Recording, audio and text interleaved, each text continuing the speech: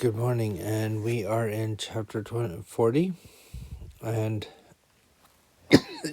sorry, Joseph interprets the dreams of Pharaoh's chief butler and chief baker. Now, I think there's one reason why it has become such a easy to read or to produce into a musical is because it just reads so easily. And it's quite fun to actually listen to. But you also get some things out of it. Remember that throughout all of this, Joseph is that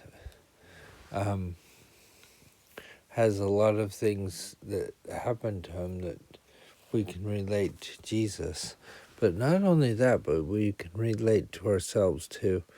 Already, he had everything going for him. He was the favored son of Israel, and he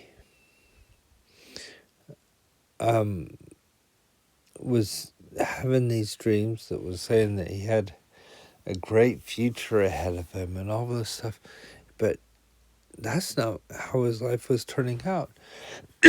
He gets thrown into a pit by his brothers and then sold by his brothers to as a slave, and in the household that he's in, though he built himself up or built up a great reputation, you might say, and the owner Potiphar found him to be a wonderful servant. Because of Potiphar's wife, who lied, he gets thrown into prison. So no matter what he does, no matter how good he tries to be, still he has horrible things happen to him. And think, that's the same with Jesus.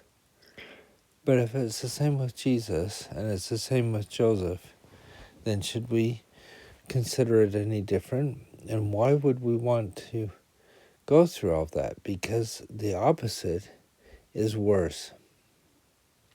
I always think, at times when I think, oh, it's difficult or something, I think of the words of Peter and the apostles when people left Jesus, when he said who he was, and they thought it was just too hard to follow. And he says, will you also leave? And they said, where will we go? Where else would we go? You have the words of eternal life. And I think that's sort of what Joseph is in this situation, where he is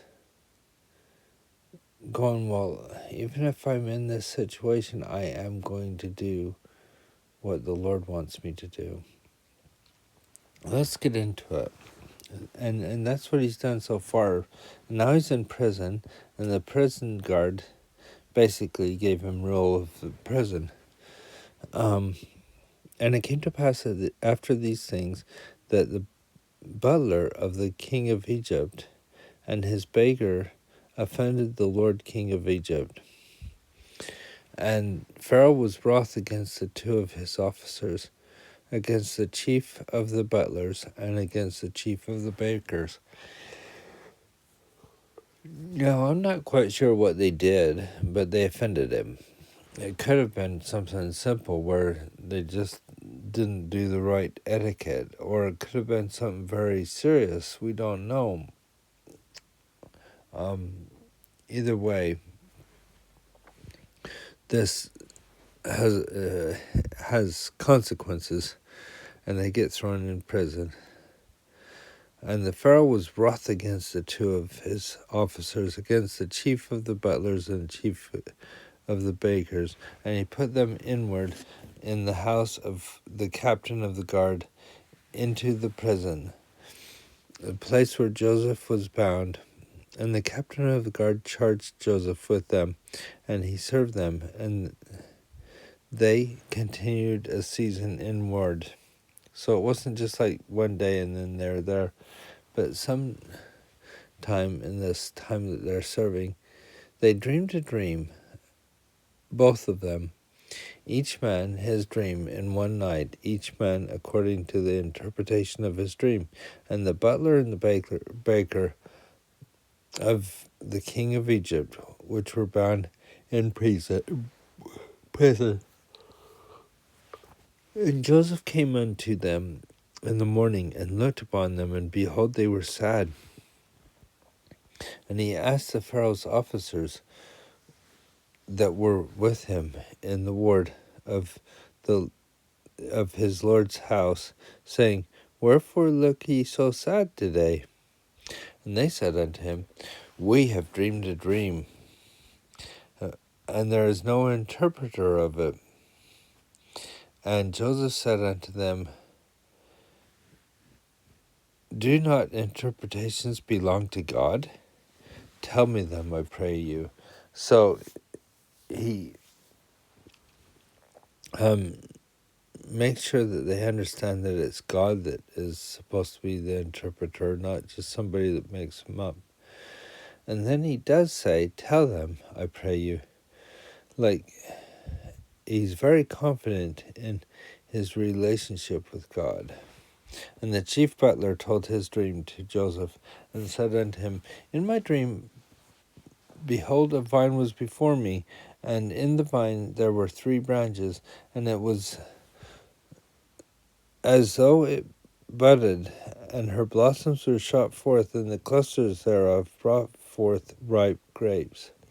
And the Pharaoh's cup was in my hand, and I took the grapes and pressed them into the Pharaoh's cup, and I gave the cup unto Pharaoh's hand.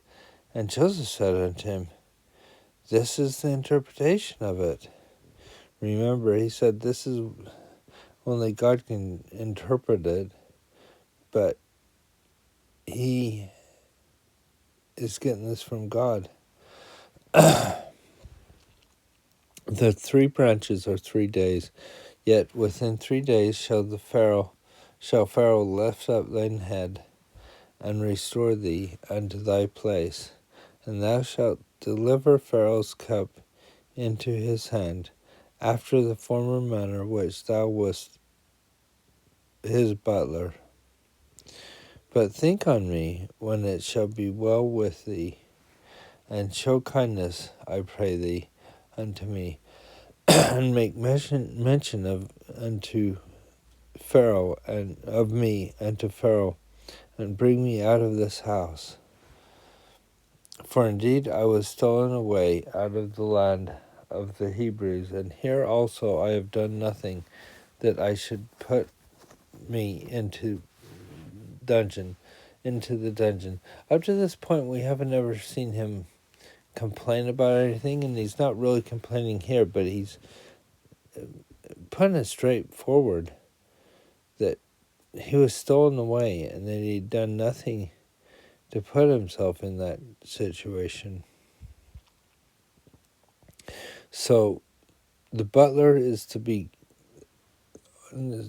set free and reinstated to his position according to his dream. And remember, this all ties into what God had planned for Joseph. And also, I think it's interesting, this next part. This is how I feel you kind of know that he is listening to God and what God has to say. When the chief baker saw the interpretation was good, he said unto Joseph, I also was in my dream, and behold, I had 3 white baskets in my hand, He's probably thinking, oh, 3 days? Yes, this is good. 3 white baskets, yes. And the uppermost basket there was all manner of baked meats for Pharaoh, and the birds did eat them out of the basket upon my head. And Joseph answered and said, this is the interpretation thereof. 3 baskets are 3 days. And he's going, yeah. Yet within 3 days shall Pharaoh lift up thy head from off thee. Wow. And shall hang thee on a tree, and the birds shall eat thy flesh from off thee. I don't think Joseph's in the baker's best books now. But it also shows that Joseph's not just making this up either, or trying to appease him. He's simply telling them what the Lord wants him to say. I have had to bless people or give a blessing to people. I remember one specifically where the person was in the hospital, and he was a good man. I really wanted to bless him with blessings of getting better and everything, and I basically just was able to say, well done, thou good and faithful servant.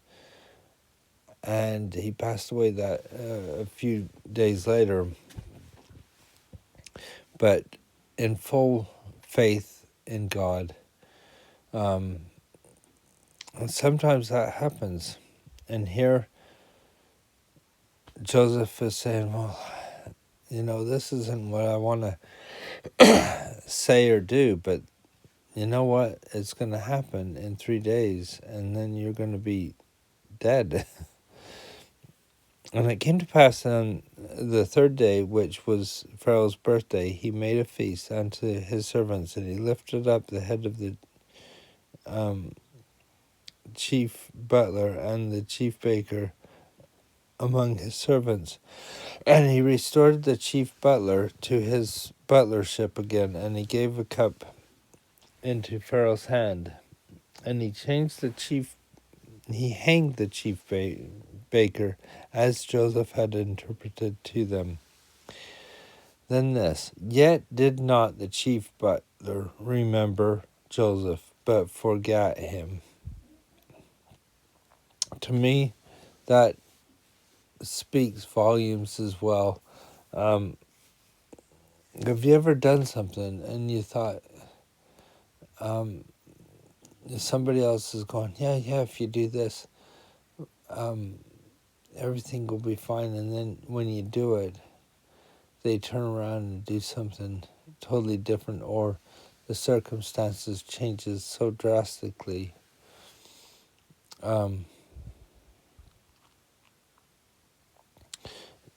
It isn't nice when you feel betrayed like that, and it's easy to feel betrayed, especially in this circumstance where it's life or death. But that's what happened.